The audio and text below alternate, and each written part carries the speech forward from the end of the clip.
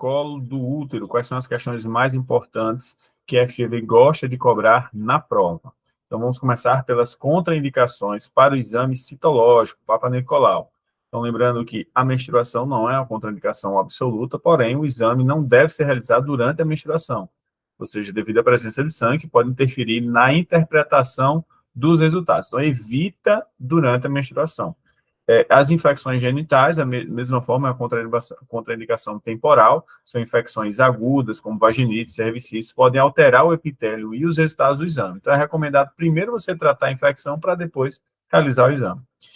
Relações sexuais recentes, então, se você vai fazer o exame, evita relações sexuais nas últimas 24 a 48 horas, pois o esperma, lubrificantes, podem dificultar a análise da citologia. O uso de duchas vaginais também é uma contraindicação, porque pode afetar os resultados, porque pode remover as células epiteliais superficiais. Então, evitar duchas vaginais dentro de 24 horas. O uso de medicamentos vaginais, como cremes, ovos ou outras medicações vaginais, também podem interferir na coleta, então devemos evitar. Outras situações que não contraindicam, e que pode cair na prova e que já caiu na prova FGV, quais são? Gravidez, idade superior de 50 anos, presença de miomas e menopausa precoce, uma das questões que já caiu. Diretrizes brasileiras para rastreamento. Então, o que a gente tem que lembrar para a prova? O que a FGV gosta? Público-alvo, mulheres aí de 25 a 64 anos, realizar o exame citológico a cada 3 anos, após 2 exames normais consecutivos com intervalo de 1 ano, isso é importante, já caiu na prova da FGV. O início de rastreamento a partir dos 25 anos, o encerramento aos 24 aos 64 anos, se os últimos exames realizados, nos 5 anos anteriores forem normais. Populações especiais, mulheres HIV positivas, devem realizar o exame anualmente, independente da idade. Conduta de ascos em citologia, que aparece na citologia, que já caiu em prova da FGV, o que a gente tem que saber para a prova. Então, ascos, que são células atípicas escamosas, com um significado intermédio e indeterminado. A conduta inicial é repetir o exame citológico em 6 meses. Isso já caiu na prova FGV, pode cair na prova da análise, são dicas importantes aqui da Clever Med. Resultado seguinte, digamos que a citologia veio normal, você volta ao rastreamento regular.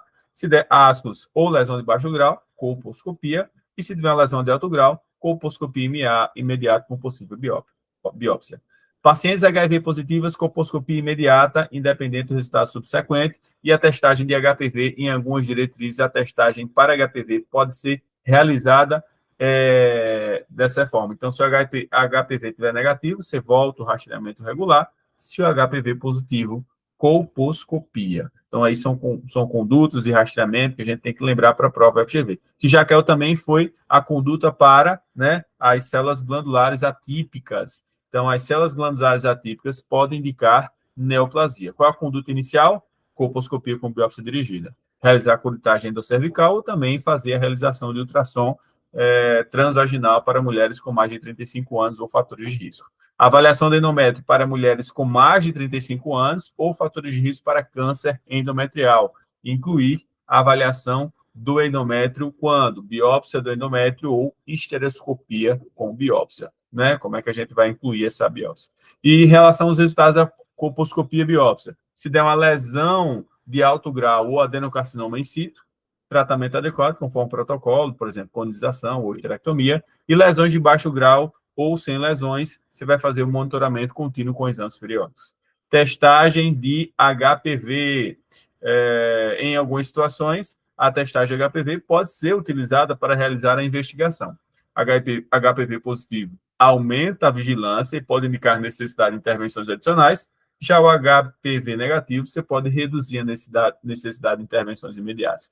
Então, baseado nesses 4 temas, revisem esses conceitos, dá uma estudada a mais, entra na plataforma, façam as questões que já caíram na FGV para você ter uma boa preparação para o ENAD. Então, pessoal, até a próxima aula de Dicas FGV.